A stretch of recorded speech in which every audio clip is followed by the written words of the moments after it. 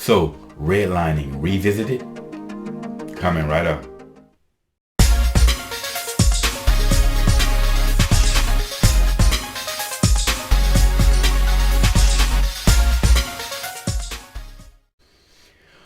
What's up, y'all? Welcome back to Common Sense Logic Reason. As always, I want to say thank y'all for joining me today. So in this video, I want to revisit this whole redlining thing.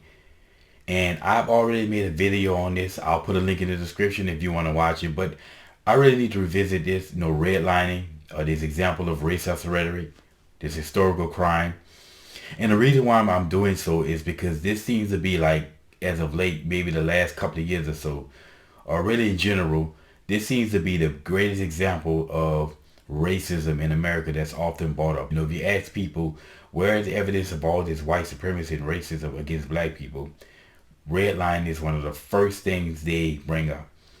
Now, I find it funny that the majority of people who would cry at redlining wouldn't even know what redlining is, couldn't even explain it, but they'll just shout redlining because they heard somebody else say it, and that's where the phrase rhetoric come from. Well, I call it racist rhetoric because it's just rhetorical nonsense that people speak. But anyway, what is redlining? Well, redlining really has two components to it. It has the main component, which is the historical crime, and it has a secondary component, which is end result thinking. Now, the historical crime is the main point. Now, back in the late 40s, early 50s, 60s, around that time, the government created these loans, and these were particularly loans for first-time home buyers. And around that time, this was the end of World War II, and a lot of our soldiers were coming home, and to help them get back on their feet, a lot of them were getting these loans for mortgages, and unfortunately, black soldiers didn't get them.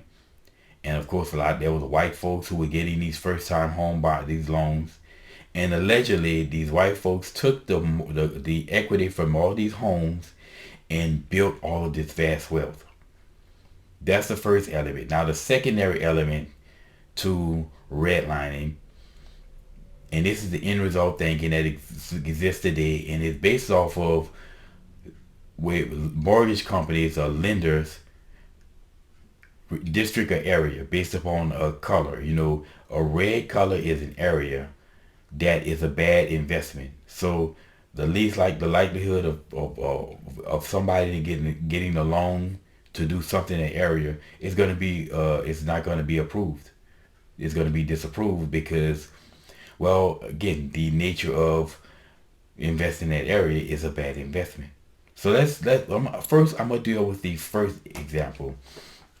Yes, it is true that we can all agree that these white folks were getting these loans, and America back then, black faced actual real racism, actual real systemic problems in the system against them. Black people were borrowed from these loans and they weren't getting them.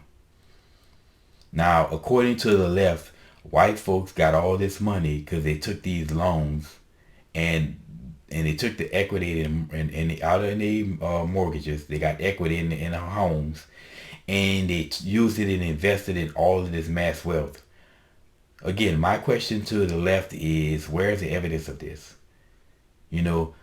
What percentage of white people in America are rich because of these loans? Which percentage of white people in America are rich to begin with? That's a very small percentage. So not very many white folks took advantage of these alleged loans or made all this wealth from these loans. But really and truly, how many people in America, or white folks in America, are rich and gain all this wealth because they use the equity in these mortgages? Nobody's ever provided any evidence of this, right? But even so, let's say it is true there's a lot of white people who built wealth because they took the equity in these mortgages that black people couldn't do because we didn't get the mortgages, and they built all of this wealth. How is that stopping a black person from building wealth today? It's not. Can a black person get a loan today, a mortgage today, and go take the equity in that mortgage and start a business or whatever, or invest? Oh, yes, they can. Matter of fact, I remember there was this reality show of these black people who got this home. They got like, I mean, a home that was valued appraised at like hundreds or something thousand. They took the equity out in it and tried to start a construction company, and it failed and they lost the house. So, and by the way, how many white people, all these white folks did the same, took equity in the home and it's invested in something and it failed. Again, show me how this is stopping a black person from gaining wealth today. It's not. So it's idiotic point. Anyway, let's move on to the second dynamic. And this is the redlining supposedly of today.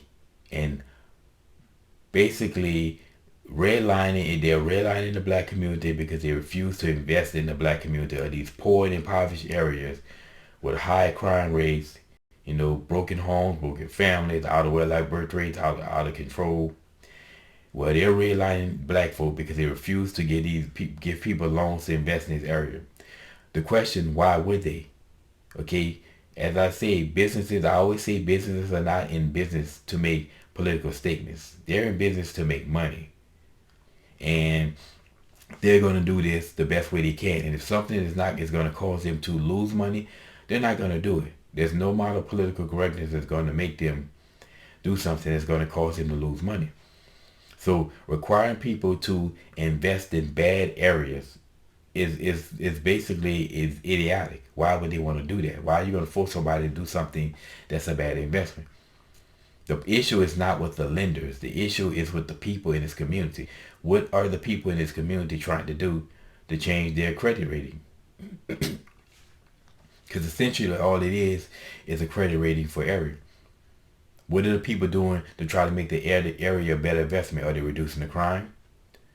Are they building families, rebuilding the families so that you can have reduction in crime, better schools?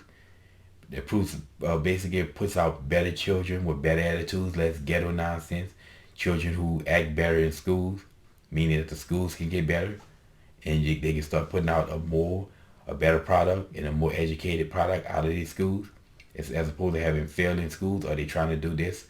What are they trying to do to make the area better? That's the question. So the redlining is not an issue of the white man trying to keep them down. It's an issue of what they're doing that makes it less attractive to invest in their area. That's not on white folks. That's on us. So all this marching and protesting and crying about redlining are any of these race hustlers trying to fix the black community? Not many. No.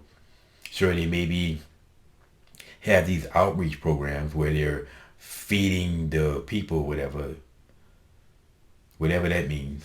But are they trying to change the mentality? Because I've often said that with black people, we need a severe cultural makeover. And anybody say, well, that's our culture. Well, it's an idiotic, it's a failing culture. So why would you want to hold on to and promote something that's failing? Anyway, redlining is a joke, and it's just an excuse. It's a convenient excuse for all these race hustlers and these brainwashed blacks and all these apologetic whites to use to cry about. It's idiotic and it's nonsense. There's no single black person today can say that redlining is holding them back other than what we do it ourselves. So the next time you hear anybody say anything involving redlining, well, now you know, and on this half the battle. And as always, until next time.